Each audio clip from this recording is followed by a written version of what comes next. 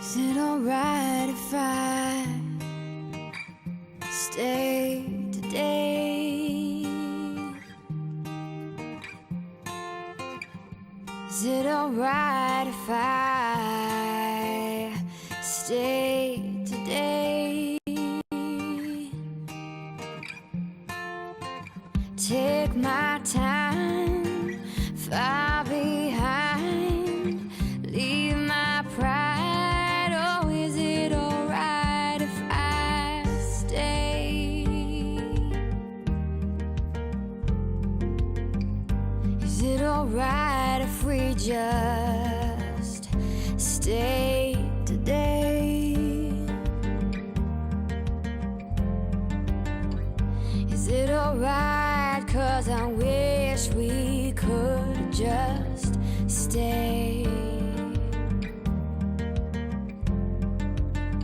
Take our time, far behind, leave our pride. Oh, is it alright if we stay?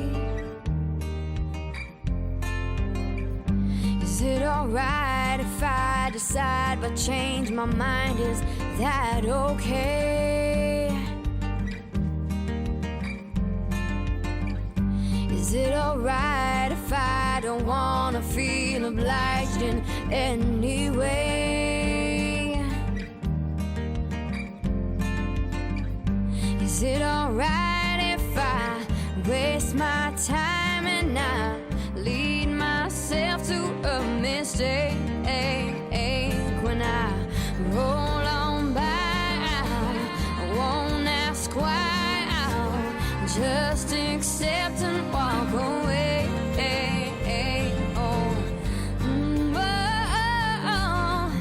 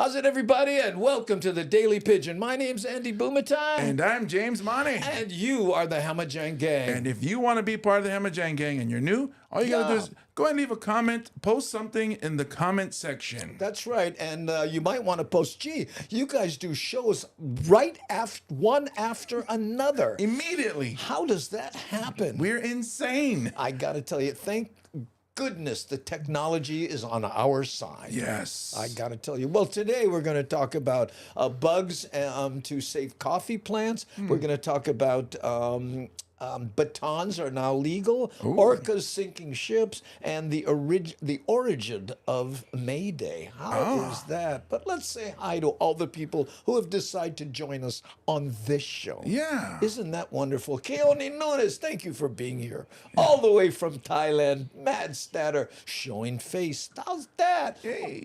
Aware, Aloha Andy Boomatai, and comedian James Money. Yeah. Michi Mama saying hi to Keone Nunes. What I'm hoping is someone didn't know there was a screw up and they came on this show and going, what are they talking about?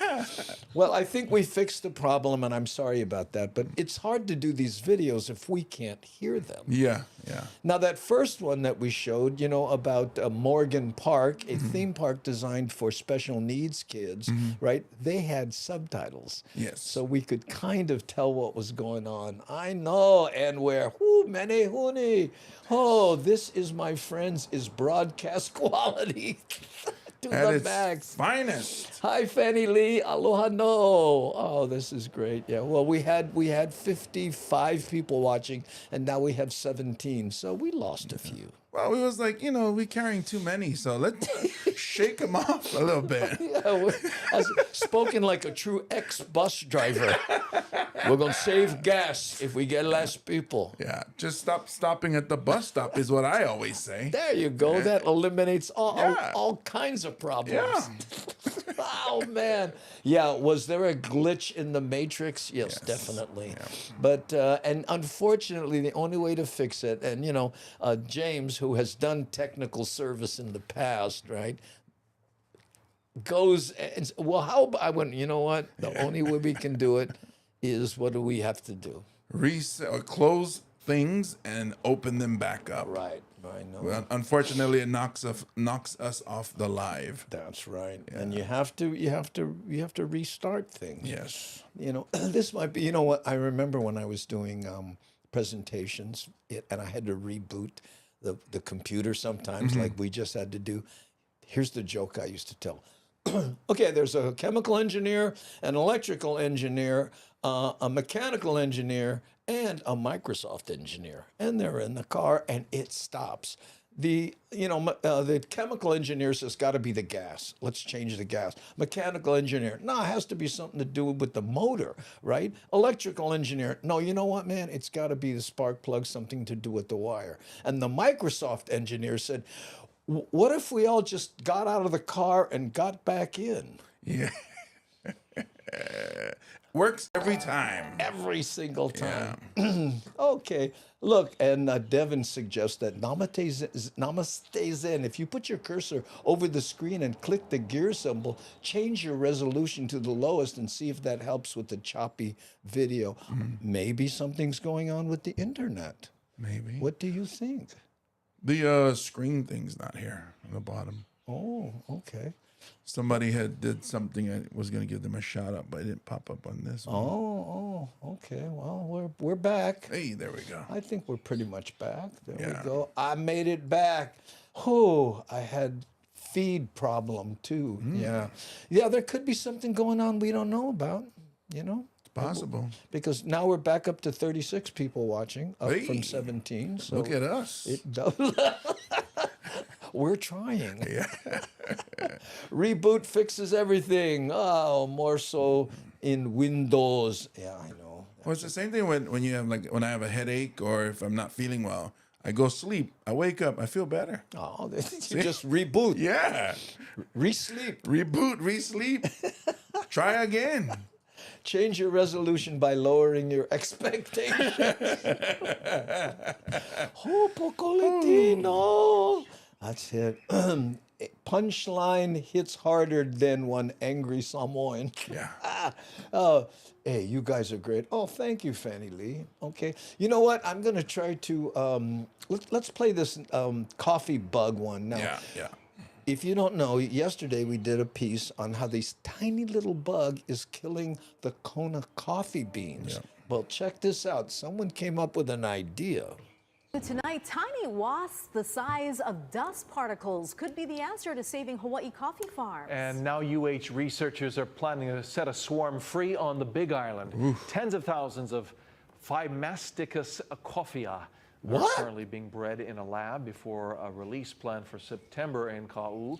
The goal, to kill the invasive coffee berry borer beetle. Nearly 50 experiments show the wasps specifically target that bug. Researchers say this population control method is up to 50% more effective than insecticides. I don't care, man. You magnify a bug and it is like worse than the scariest monster movie ever. I agree. I don't like wasps myself. Yeah, and look at this guy. Look at that. He looks like a human all.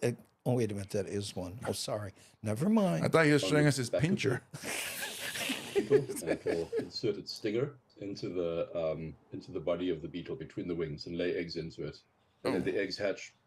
And he lays, that's what this wasp does, lays eggs in that little beetle. So that beetle also has to babysit. Yeah. I think this wasp saw the movie Alien. Oh, the larvae of the wasp eat the inside of the beetle and kill it. If the wasps are effective in Ka'u, researchers plan to do more releases in Kona, Waialua, on Oahu, and Maui. The U.S. Department of Agriculture is funding about $750,000 for the project. Wow. $750,000. That doesn't seem like a very... No. Well, they're tiny, so I guess you pay a little bit. Plus, you figure, whoa, we got 200 wasps, but we pay them each about $1.50. Yeah. Well, I just hope they don't all of a sudden get hungry for nene, eggs. Like the, what do you call it? The mongoose, are they? Oh, the wasps? Yeah, like they all of a sudden want to eat something else instead of what they were there for. Like how we got mongoose to get the rats, but then they don't fight the rats because they sleep separate time as the rat, and then they end up killing the eggs, the bird eggs. I think you should stop now. I'm going all in. Give me a drink. I'm going all in with this idea. Reminds me of those conversations you have at the bar. And then you know what? Then you take the bug and you put them, and you just... when I was at the dairy, right, the cowboys, because had plenty of flies, right? And the guy goes, you know how you can get rid of all the flies? You catch one, you paint the okole red, and the rest die laughing. Why didn't they try that? Look at this, Nani. James, say what? So what I was saying was... No, stop. What if they don't go after the bug and they go after something else? That's what I'm worried about. Yeah, well... Yeah. What happens when all the Beatles are gone? Well, then you got to listen to the Dave Clark 5. I was going to say Paul McCartney with wings. Well, I know. You're too young to know that Dave Clark 5 was a knockoff of the Beatles. Oh. Yeah, so... I thought there were only 2 Beatles left. Yeah, that's where I went. That's right where I went, Lola. Okay, Aware thought it was funny. Yeah. Either that or she's still trying to figure out what you were saying. Yeah. Somewhere in there is a punchline. Somewhere in there. Yeah.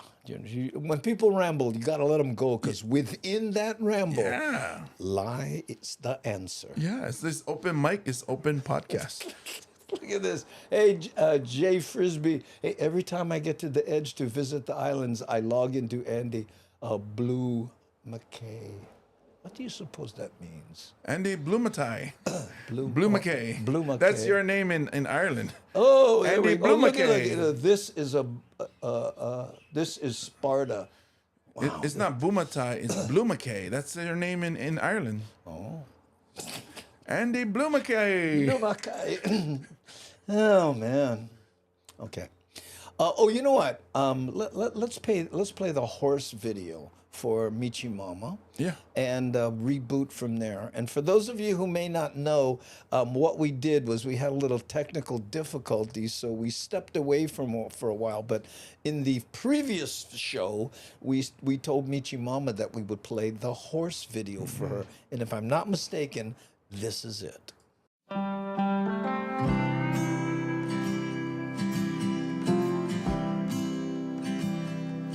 There's a lot more rain in Houston than I ever thought, and the dogwoods of Virginia are blooming in my heart. Oh, but if you ask me which I choose, I will always say I choose to be where you are, 'cause you're my favorite place. Different town, same you and me, just a change of scenery. Different time, same air I breathe, with a lot more humidity. Oh, we're changing like the tide, but I thank God each night that you get to lay beside.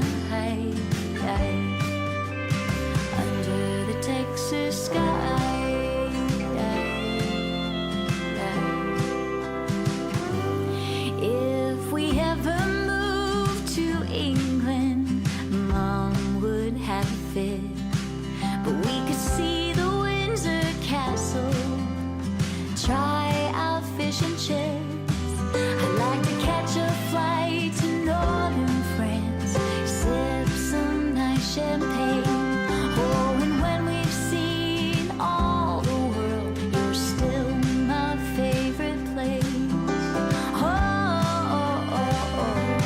Different towns, same you and me. Just a change of scenery. Different times, same air I breathe. With a hot and stingy breeze.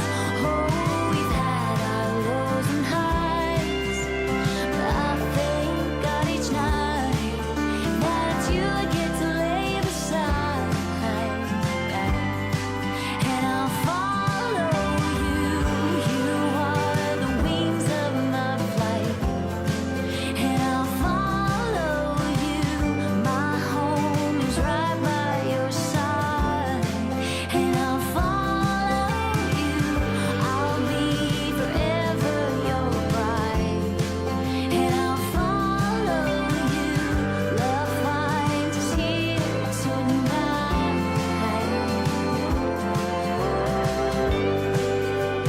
Under the Texas sky.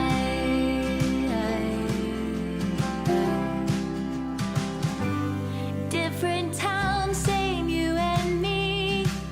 Just a change of scenery. Different times, same air I breathe.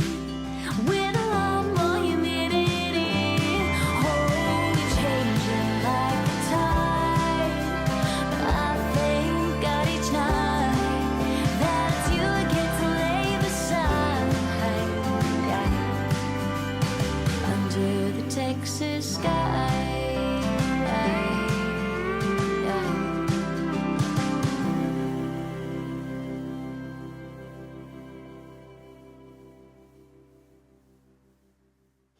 There you go. That's for Michi Mama and everyone out there who loves horses. And looks like we have a few of them. Yeah, I love them too. You know, it's interesting. I worked on a feedlot and I worked on a, dairy ranch, right? A milking dairy. And there's always horses around. And man, it's just something that big and that strong with a brain the size of a walnut. Oh, is it that small? Yeah, it's very small. Wow. They're beautiful though, but when they trust you, they trust you. The shots in that video are amazing. Yeah, they're beautiful shots. Those are I get those from Art List or Art Grid. I forget what it is. Yeah. Well, as a tall gentleman, I always notice the tall ladies, and there was one woman. God, what was she? 15 hands herself? She was tall. Man, she was. Okay, now let's do we did the little wasp that is hopefully takes out the Kona beads. But this one here, this is interesting.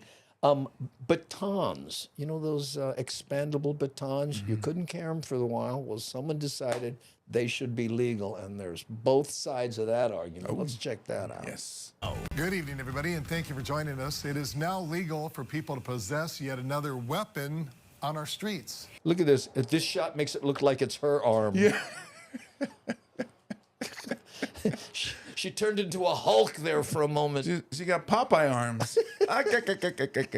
According to a court ruling Tuesday, people can now carry a billy club or baton in public. While some say they have a right to defend themselves, others tell me it just makes them more afraid. It's called Look at the this billy guy. club, also known as a baton or nightstick. It's a nice size self-defense tool. State law classifies it as a deadly weapon, Wow.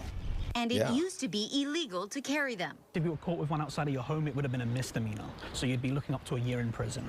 But a stipulated final judgment and permanent injunction by the United States District Court for the District of Hawaii on May 23rd changes that. The settlement has basically said that the state Look at this guy. He's like, if I had one of these batons, I wouldn't have lost this tooth. It might have been the reason he lost it too, and it hit him in the face. Expanded. Point it out when you expand them. Bing. won't prosecute people if they're found with a baton. In a statement, the baton. Attorney General's office says the injunction addresses one provision of a statute only related to a billy. It does Aloha state of mind. You never know when you might be randomly invited to a piñata party. Guess what? I am ready. not impact any other state laws, including laws relating to firearms and other deadly weapons. Roberts is calling the case another win for Second Amendment rights and says it gained traction after the Supreme Court ruling in summer of 2022 opened the door for concealed carry of firearms across the country. A stick is basically the beginning of self-defense. You know, throughout all human history, rocks and sticks picked up off the ground would have been who our ancestors used to defend themselves.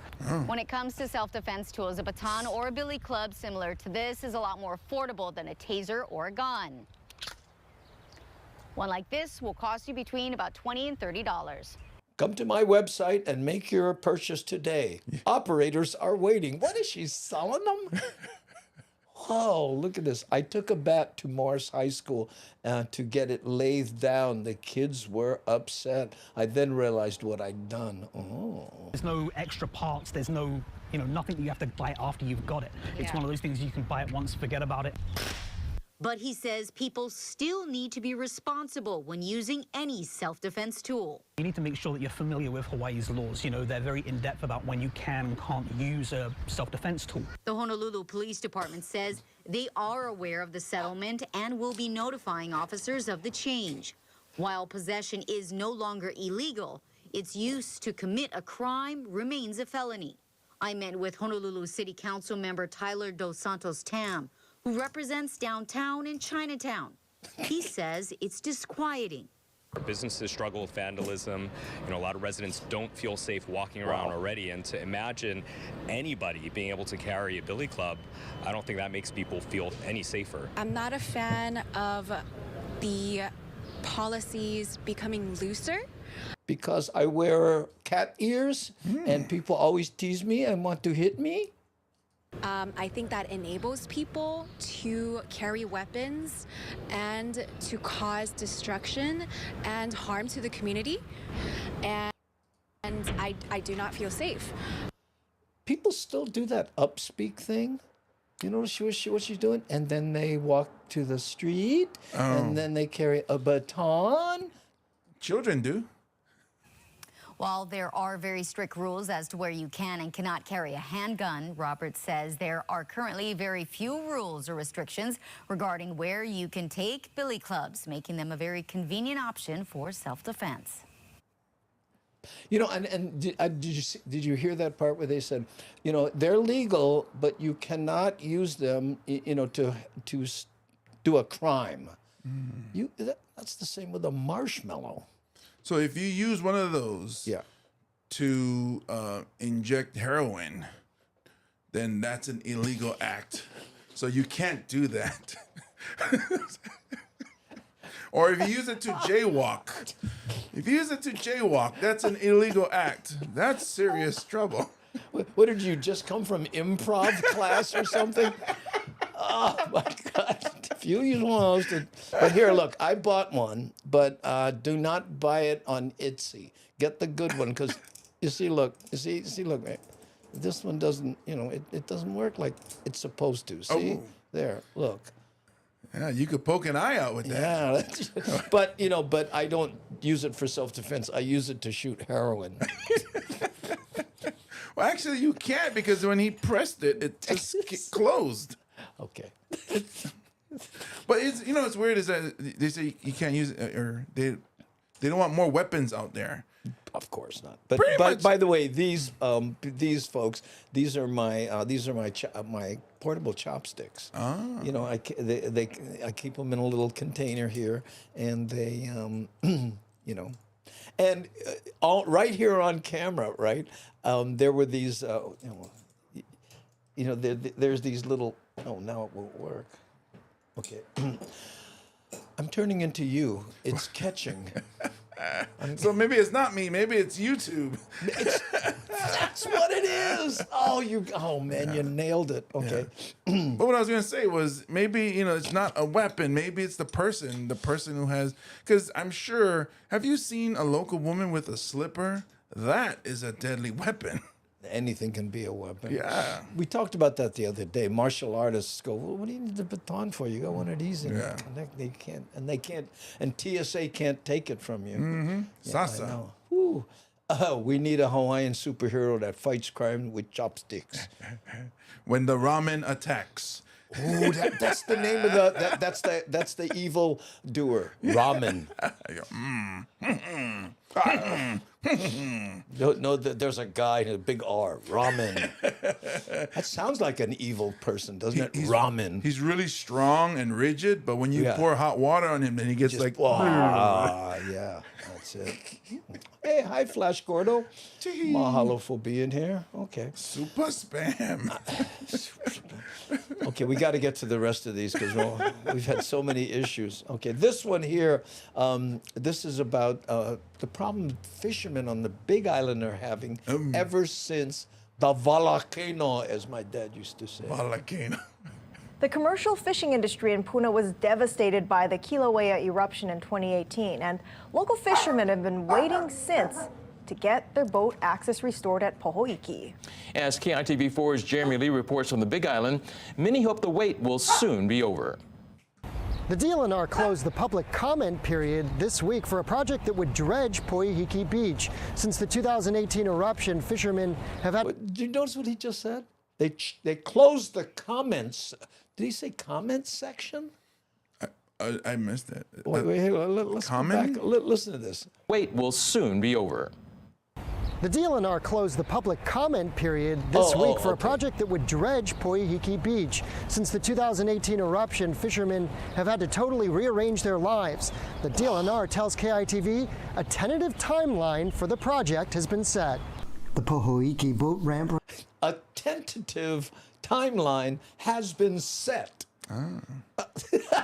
But remains obstructed for 5 years now, since the 2018 eruption covered this beach in volcanic sand and rock. Whatever fishermen still remain fishing moved to Hilo to fish out of the Hilo ramp. 2/3 of the Pohoiki fishermen quit fishing. Wow. They moved into other industries. For Michael Harrington, it has meant packing up from Puna and making the trek to the boat ramp here in Hilo. Even the boat itself had to be altered. We had to put fuel tanks double the size and make sure that we got bigger motors. And trips out became more difficult to access. Before I could do a one-night trip, come home in the next morning and be good. Now I have to fish, 2-3 nights at a time. Wow. Michael's wife, Bunny, says that with the time away comes the concern over safety risks now that the boats are no longer going out from Pohoiki. If the fishermen are out there in a bad storm that, does happen from time to time, they would basically be able to run back into the ramp within an hour, hour and a half, as opposed to 3 to 4 hours back to Hilo. That's a big thing for me is safety. This month, public comment was offered by the state. Some who oppose the dredging have become accustomed to the warm water thermal pools, which the public has enjoyed. Leisure is one thing, making a living is another, according to fishermen. We just like our ramp back, truthfully. It provided a lot for the community. People were working. That money went to the gas stations, the grocery stores. Some are fishermen's wives, daughters, and we are the ones that are pushing. Our Lavaia have to be out there working. So we, as the women, are doing what we are supposed to do, and we're supporting our Lavaia. The DLNR has set July 23rd as a tentative date for a final assessment, with the idea of calling for proposals in October and beginning construction in December. The tentative timeline hopes to complete the project by September of 2024. Reporting from Hilo, Jeremy Lee, KITV4 Island News. Wow. Well, normally going to the other side of the island wouldn't be so bad unless you're on Hawaii Island. Yeah, that's a big island. Yeah. I mean, and what did she say? It usually take, like an hour to come back, but when they're over there, it takes 3 hours to come back. Yeah, so instead of coming back, they just stay out three nights maybe. Yeah, but in a storm, when they have to get out of the water, and then where are they? They're in Kona, right? Is that what they said? Well, they're in Hilo. They got to come back to... Then they got to go back to Puna, right? Where they... Oh, my goodness. Yeah. I know. And they live in Puna because it's cheaper. Yeah. And then they spend all that gas money towing, and then the gas of the boat out there, spending all that time out there. Can you imagine how stressful that is to say, okay, they figure out all their expenses and go, I got to catch 3 ahi at least. Oh, yeah. to make all this work. Oh, and what was she saying? Lavaya? What is that? Husband? I'm guessing. I don't know. I've never heard that. I was going to ask you because I know you know a bunch. We gotta support our Lavaya. Yeah. And it was like, gotta be husband or. Yeah. I'm not familiar with that. Keone Nunes, if you're listening, Lavaya. What is that? Did I say it correctly? And in Samoan, it's Kolua, which is like your your husband or wife. Close. Yeah. Close. Oh, there we go. Fisherman. Yeah. Oh, is it fisherman? That's everybody's fisherman. There you go. Lavaya. Oh, I get it. Thank you, Keone, and mahalo Rick S. There we go. Yeah, thank you guys. Oh, we just learned something today. Lavaya. If I remember correctly, going coast something like 5 million to complete this project. Yeah. Thank you, Nani Aloha just bat phoned me, a fisherman also. Lava, enough ia, ocean life. Ooh, somebody, look, Paniolo Nate. Breaking it down. Wow. Yeah, I mean, look at Kona. They're dealing with a lot with the fish and then also the coffee and the wasp and the beetles. I had this next video queued up for the end of the show, but we're almost there. But it's a nice segue to go from Lavaya to the origin of May Day. Oh, I like to say. I think that let's go there. Okay, check this out. It's a celebration that brings Hawaii together. In tonight's Aloha Authentic, Kamakapili shares more about the history of May Day. We all make use of our island roadways, but when was the last time you paid attention to their given names? Did you know you can learn more about Hawaii's history if you did? Well, our weekly Aloha Authentic segment, we highlight various streets across the islands so we can dig into those names and in turn, learn something new. This week, we learn of the origins of May Day. In the Ahupua'a of Honolulu, which I'm worried lies about in the this Moku of music. Kona, here on Oahu, stands a street that's named after a Hawaiian garland. Lei Road! We're talking about Lei Road. The Hawaiian word lei can be translated as garland, wreath, or necklace of flowers, feathers, or other materials. How beautiful a is lei that? for your head is called lei po'o, po'o meaning head. Oh, so lei po'o is the head one, okay. I used to think it was hakule, but I was corrected a couple years ago. Lei po'o. Lei po'o. And what is haku? I think that's a friend of mine. A lei for your neck is called lei a'i. Le'a'i, meaning lei neck. po'o. And a lei for your wrists and or ankles are known as kupe'e. In ancient days, Hawaiians believed their gods resided throughout nature. By weaving and wearing a lei, the energies and physical manifestations of the gods were intertwined together and carried within individuals. Cool. As time progressed, so did the use of lei, all the while continuing to represent the connection to our heritage. It wasn't until 1927 when the idea to create a holiday around the beloved lei came about from a poet. 1927. Cool as that. A gentleman named Don Blanding, along with a colleague at the Honolulu Star Bulletin, came. Aren't you glad you didn't have to drive that bus? You pay extra. Would smell good, but. Oh, yeah. Up with May Day. Being first celebrated on May 1st, 1928, May Day is Lei Day in Hawaii, was proclaimed a day of celebration a year later. Wow. Something else good to take note of, because lei is a Hawaiian word, when speaking of multiple lei, it's still just lei. How cool is that? So you don't say leis. Or na lei. Oh, you don't say na lei? No, he says it's just lei. Not leis. In English. Did you know? Now you do. I like that. Did you know? The cool thing about that guy is not only is he sharing the culture, but he looks like he really enjoys it. Like I love sharing, my language with you guys. That's very cool. Yeah. I know, but I'm wondering if you say lei when you speak English, like get plenty lei, but in Hawaiian you would say na lei. Oh, that would make sense. Yeah, that would make sense. But isn't na leo? Oh, Pili Mehana? Yeah, that was the group na lei. Maybe we should ask them. Hold on. Oh, get three of them. So Okay. that's Hold plural. on. We'll get to the bottom of this right now, Gone Funny. Oh, look at that. You can say nale, lave mai nale. Oh, okay. There we go. So you can say it. So when you're speaking Hawaiian, you would add the na. Yeah, Is yeah. what I'm guessing. Yeah. Na is plural. Yes, we just picked up on that one.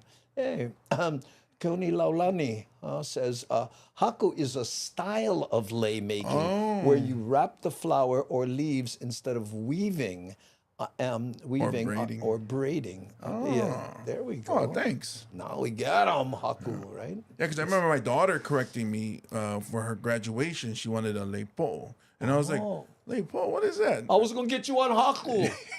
And she said, oh, it's on the head. I was like, no, that's on hakule. She's like, no, it's leipo, Dad. And I was like, sorry, yeah. That's like, they have that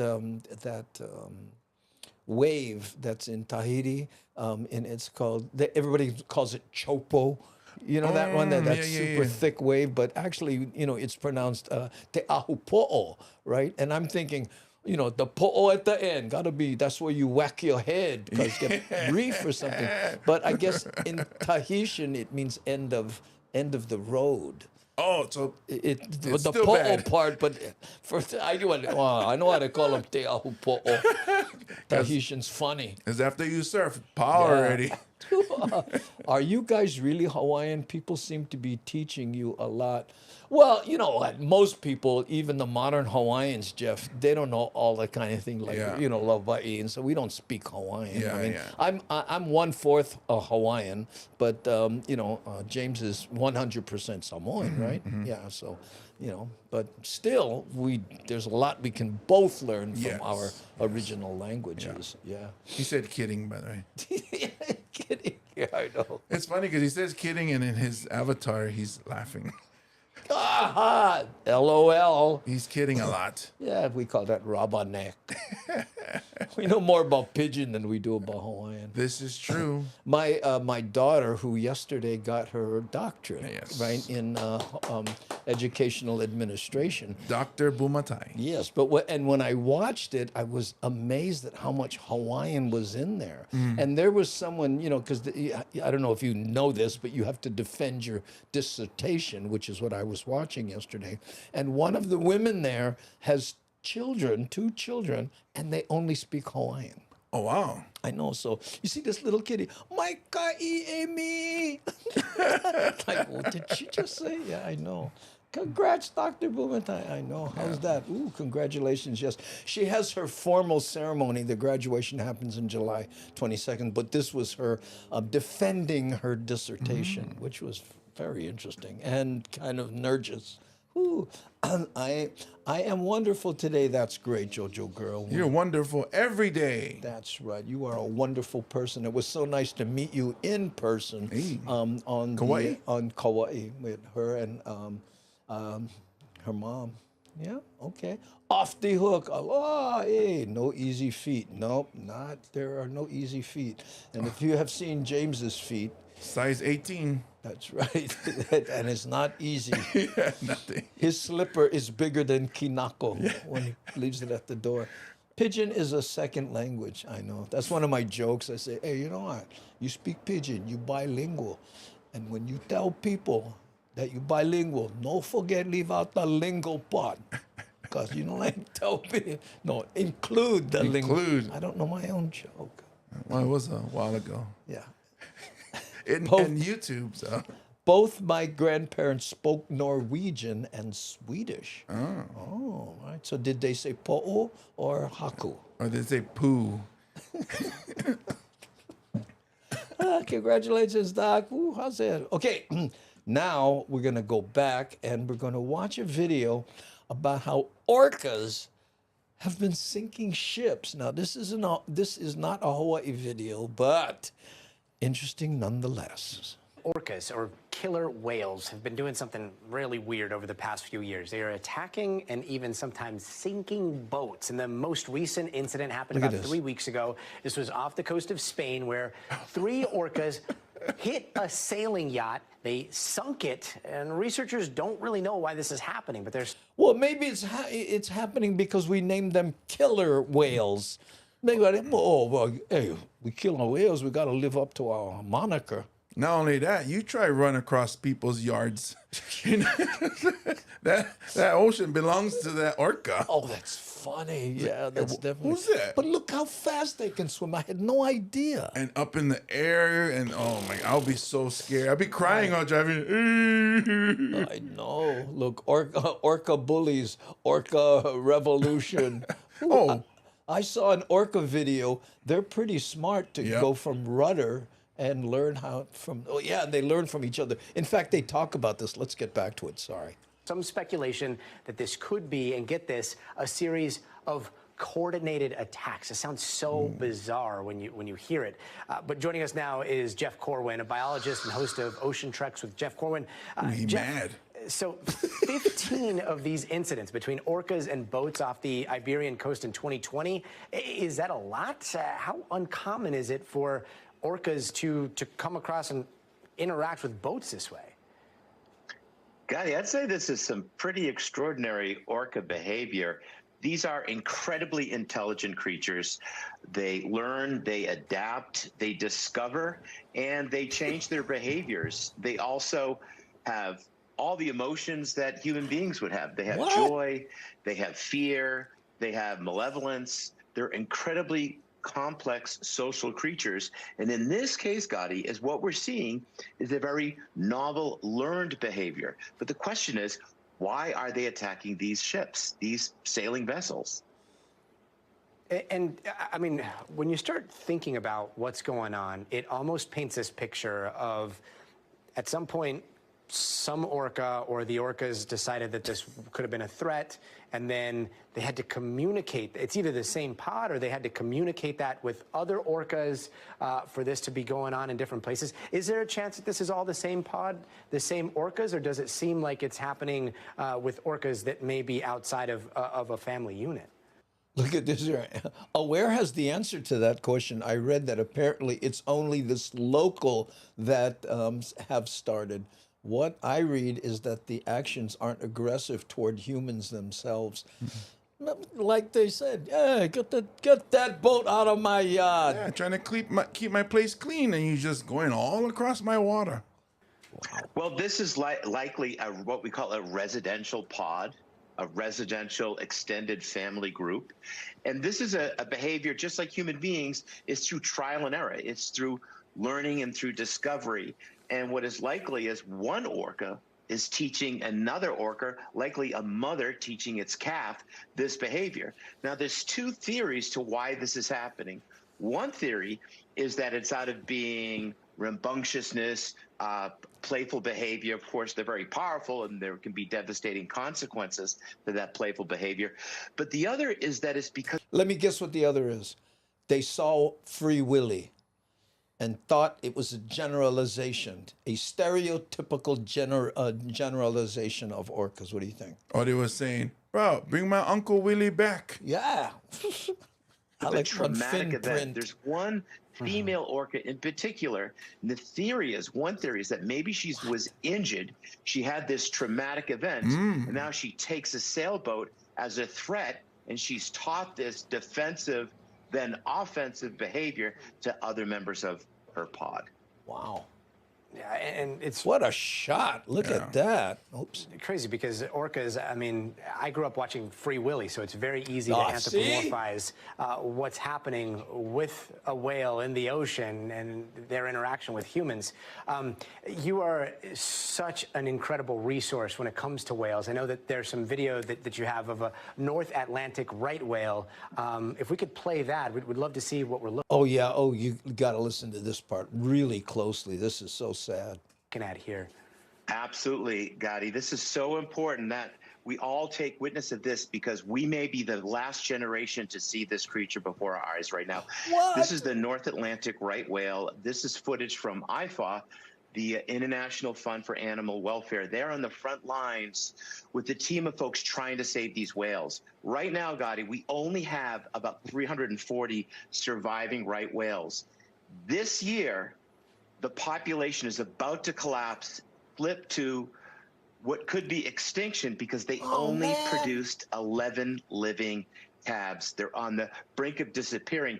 You can see right now in that footage, Gotti, one of the reasons why they're disappearing. It's ghost nets. They get entangled in fishing line, and they suffer tremendously. They also get hit by ships when they wander and migrate into shipping lanes. So those factors, along with climate change, is driving this species to the brink of extinction, and we may lose it within our lifetimes. 11 offspring for possibly the entire species. That is a terrifying thought. Thank you so much for bringing us those images, Jeff Corwin. Thank you for everything that you do. Yeah. Wow, that's crazy. 300 of them, and you know, and a lot of those ghost nests are illegal. But how do you enforce it? Yeah, and also some that they just, you know, just threw out. Like, just throw them in the water. They're not even using it anymore. It's like discarded nets. Hard not, but you know, it reminds me of that one comic who says, "But what can we do? We're not folk singers." Oh man! But the thing with the orcas is they actually very intelligent with attacking prey. So that could be practice. Like, hey, you know, let's try to see what we can do with this boat. I think I like the idea that sailboat kind of, you know, made that mother feel threatened. That's the one that went hit my fin. Yeah. Go get them, boys. Come on, boys, let's do it. And you saw that video of the 4 orcas knocking the seal off the ice, the piece of ice. Everyone's seen that one, man. I mean, you just... So if 4 of those hit a sailboat, but you know, like somebody was saying, but you never hear about anybody getting eaten, right? Not yet. Yeah. Get ready, ladies and gentlemen. Yesterday we were talking about the planet of the apes. Get ready for the planet of the orcas. The orcas, you know. Yeah, it's like stay online. It's like when remember that orca when he got at one of those sea life park type places. Oh, SeaWorld. SeaWorld, and he attacked and killed that man. And I'm going, you know, you take someone that's, you know, an animal that's designed to traverse the globe, and you put him in a pool the size of a tennis court, and you wonder, gee, I wonder why he's upset. Yeah. Why are you so angry? Why, Jeff? We gave him a ball to throw around. Have one of these tiny fishes. Yeah, there. See, and just, you know, act stupid for people. Everybody here watching the show loves you. Look at this. But Tilikum, the orca, killed 4 of his trainers. Yeah. Wow. He pulled him down to the bottom and held him there. Like, it wasn't to eat. He just... It's just for... Enough with the ball. Yeah, Maki died dead. Man. Well, you know, that's why the whole we'll go Sea Life Park. I'm thinking, even when I was a kid, I can't get behind that. You know? Yeah, my daughter, when I forget what age, but she was young, we took her to SeaWorld, San Diego. Yeah. And then when we came home, I showed her that documentary about, you know, and she was like, why didn't you show me this before? I never would have went. Oh, man. Who remembers Castle Park? You remember where Ice Palace? No. By the stadium, by Stadium Mall. It was like our own little Disneyland. It was in the 80s. If it cost money. Yeah. 80s, I had money. But I was too old. In the 80s, I was in my 20s already. Yeah. It was where Sack and Save is and No More Circle K or Kmart is. But by the stadium. You're at that age, James, where you're given directions, you know, based on things that aren't there anymore. Remember what a Circle K was? Right there. Yeah. But it was our own little Disneyland. It was a lot of fun, but kids were dying because they had water slides, but I don't think they had lifeguards. So they were not... Kids were dying? I think there was like a few people over the many years that it's been open.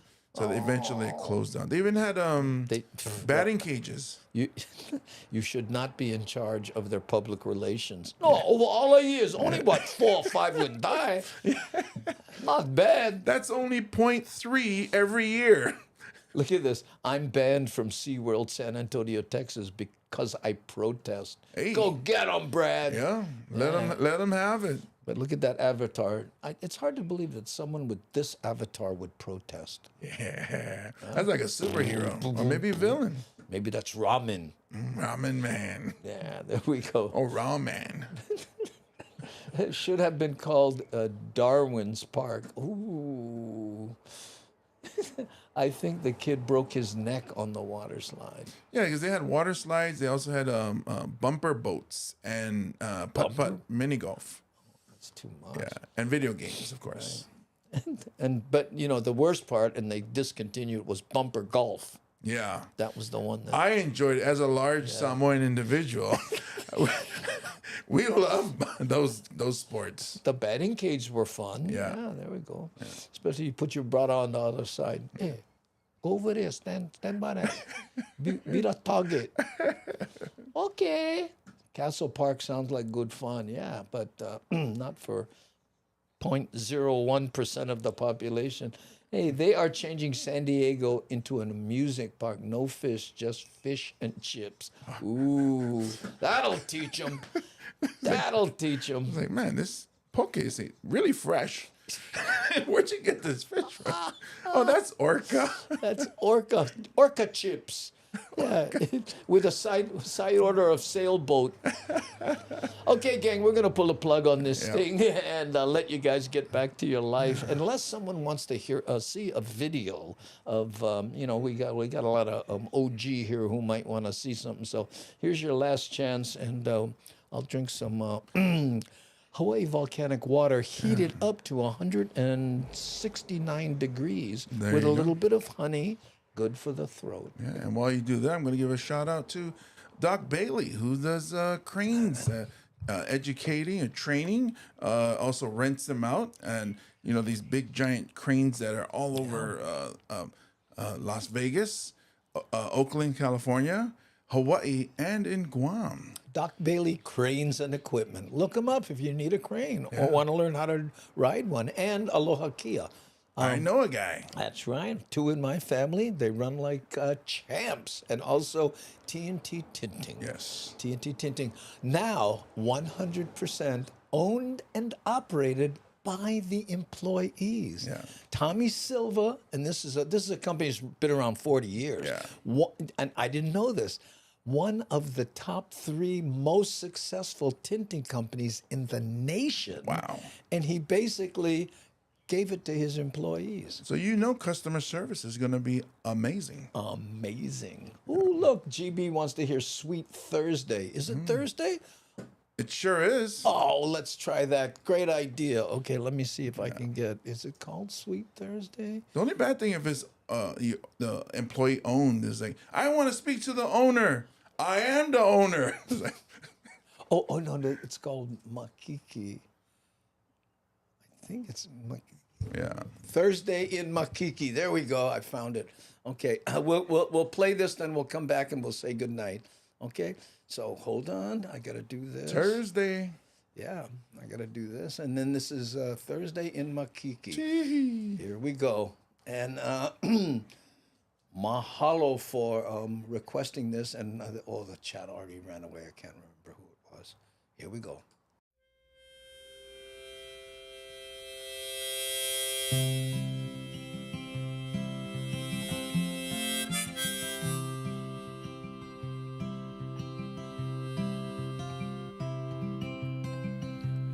Wasn't supposed to go this way.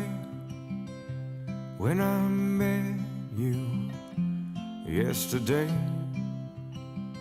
I didn't need you next to me. Am I the kind that you expected me to be? It's getting a little warm. Crack the window, please.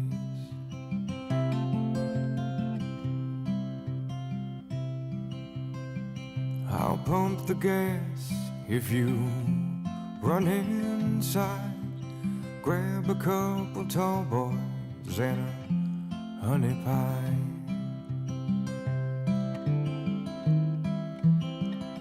And yesterday is far away, and tomorrow you'll be gone. It wasn't supposed to go this way.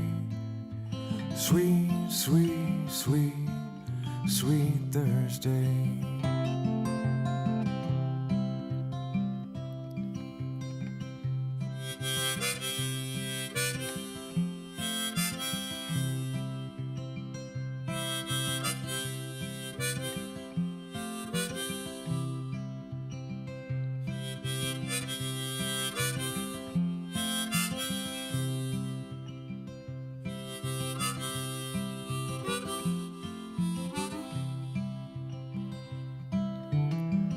10 million people, and maybe more, out on the highway in a dusty storm. Two lonesome losers in a stolen dream, headed straight for nowhere in a suicide machine. If you see the lights flashing, push the pedal down.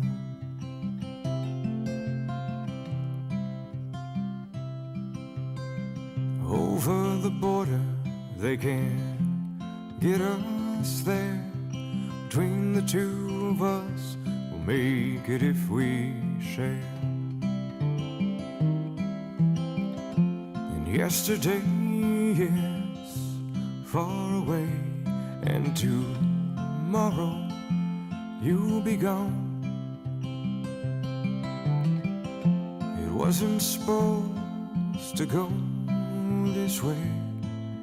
Sweet, sweet, sweet, sweet Thursday.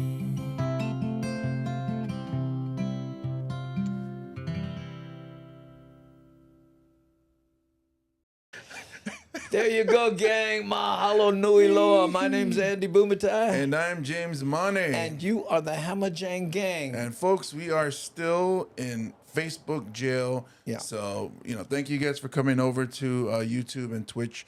A few more days, I believe, maybe next week sometime. Well, to whatever 20 days past the 10th, so April 30th. Yeah.